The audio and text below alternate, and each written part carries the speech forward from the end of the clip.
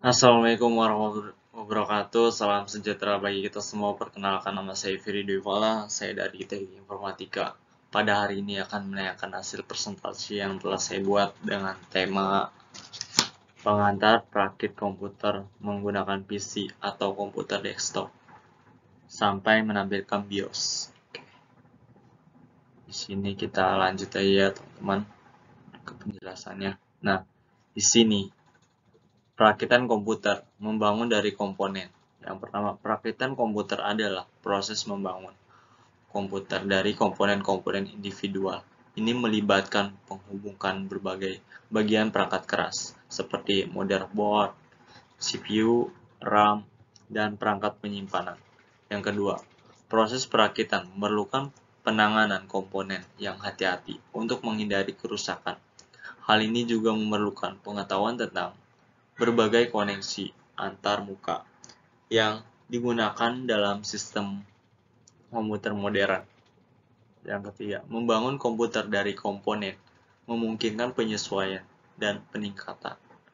Pengguna dapat memilih komponen tertentu yang memenuhi kebutuhan dan referensi mereka, seperti prosesor yang lebih cepat, memori lebih banyak, atau kapasitas penyimpanan lebih besar. Yang terakhir, perakitan komputer dapat menjadi pengalaman yang menyenangkan dan bermanfaat bagi para penggemar teknologi. Ini memberikan pemahaman yang lebih baik tentang cara kerja komputer dan memungkinkan pemecahan masalah dan memperbaikinya jika timbul masalah. Next. Nah, ini dia. Perakitan flash pembeli. Manfaat perakitan. Pertama, perakitan memungkinkan penyesuaian dan meningkatkan sesuai dengan kebutuhan individu. Kedua, komputer perakitan seringkali menawarkan nilai uang yang lebih baik dibandingkan dengan komputer siap pakai. Perakitan komputer Anda sendiri bisa menjadi pengalaman yang bermanfaat dan mendidik. Nah, ini dia. Kelemahan perakitan. Yang pertama, perakitan memerlukan pengetahuan teknis dan dapat memakan waktu lama bagi pemula. Jika menjadi masalah perangkat keras, pemecahan masalah bisa menjadi lebih rumit untuk PC rakitan sendiri. Kedua, garansi dan dukungan teknis mungkin tidak komprehensif untuk masing-masing komponen merakit dan pembeli. Oke, next. Nah, ini dia. Komponen penting untuk perakitan komputer. Yang pertama, motherboard. Nah, ini dia ada motherboard. Adalah komponen penting yang menampung CPU, memori, dan bagian penting lainnya. Yang kedua, unit catu daya, pengguna daya AC dari stop kontak menjadi daya DC untuk komponen komputer. Yang ketiga, hard drive adalah tempat semua data disimpan, termasuk sistem operasi dan file pengguna. Next. Alat umum untuk perakitan. Pengantar perakitan komputer. Yang pertama, perakitan komputer memerlukan beberapa alat umum seperti obeng, tang, dan pengikat kabel. 2. Alat-alat ini membantu memasangkan komponen dengan aman, pengelola kabel, dan memastikan sambungan yang benar. 3. Misalnya obeng sangat penting untuk merancang sektor pada motherboard dan drive. Nah, ini dia. Tang berguna untuk menahan komponen kecil, membengkokkan kabel, dan mengkritikkan kabel. Oke. Next. Nah, ini dia. Mempersiapkan ruangan kerja. Peraturannya. Peraturan bersih dan terorganisir. Yang pertama, membersihkan kekacauan dan atur ruang kerja Anda untuk memastikan perakitan yang efisien. Kedua, simpan alat dan bahan dalam jangkauan untuk menghindari pergerakan yang tidak perlu. Yang ketiga, gunakan wadah dan laci berlaber untuk menyimpan komponen dan peralatan kecil. Yang terakhir, jaga ruangan kerja yang bersih dan rapi untuk proses perakitan fokus produktif. Okay, next. Nah, ini dia. Perakitan langkah demi langkah. Nah, ini di foto. Ini panduannya.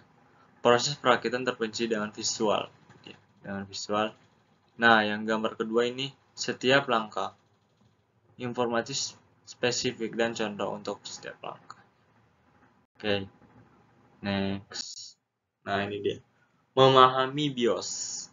Apa itu BIOS? Komponen sistem utama yang bernama BIOS dan sistem input, output, dasar dalam firmware yang menginisialisasi komponen perangkat keras komputer dan memberikan instruksi yang diperlukan untuk memulai sistem operasi. Yang kedua, ini memainkan peran penting dalam proses booting, melakukan power on, safe test, pause, untuk memeriksa dan menginisialisasi komponen perangkat keras seperti CPU, memori, dan perangkat penyimpanan. Ketiga, BIOS juga menyediakan platform untuk mengonfigurasi dan mengendalikan berbagai peraturan sistem seperti urutan boots, tanggal dan waktu, serta fitur keamanan. Yang terakhir, selain itu, BIOS memungkinkan perangkat lunak untuk berinteraksi dengan perangkat keras melalui antarmuka standar, memungkinkan sistem operasi dan aplikasi berkomunikasi secara efektif. Nah, ini dia memahami BIOS. Oke, ini dia memasuki BIOS. Mengakses BIOS PC. Awal itu, pengaturan BIOS diakses dengan menekan tombol tertentu selama proses startup komputer. Kunci umum untuk masuk ke BIOS adalah F2, Del, atau X. Setelah berada di pengaturan BIOS, navigasikan menggunakan tombol panah dan buat perubahan yang diperlukan. Yang terakhir, perhatian. Pengaturan BIOS yang salah dapat menyebabkan ketidakstabilan atau kegagalan sistem. Nah, ini masuk BIOS. Yang terakhir, ini dia. Rekap poin-poin penting. Ringkasan singkat. Yang awal, poin pertama dibahas secara detail. Yang kedua, poin kedua dijelaskan dengan contoh. Yang ketiga, poin ketiga disorot dengan informasi yang relevan. Yang terakhir itu, poin terakhir ditekankan untuk pemahaman yang lebih baik. Gitu kan. Nah, gitu ya teman-teman semuanya. Itu yang telah saya sampaikan di presentasi saya. Oke. Sebelum saya mengakhiri presentasi ini, saya akan membuka sesi pertanyaan di bawah komentar YouTube saya. Oke. Jika ada yang ditanyakan boleh. Lebih singkatnya, terima kasih atas keterangan Anda dalam mengikuti presentasi kali ini. Semoga dengan presentasi ini dapat menambah wawasan Anda. Dan apabila ada tutur kata yang saya kurang di hati, Anda mohon maaf untuk dimaafkan.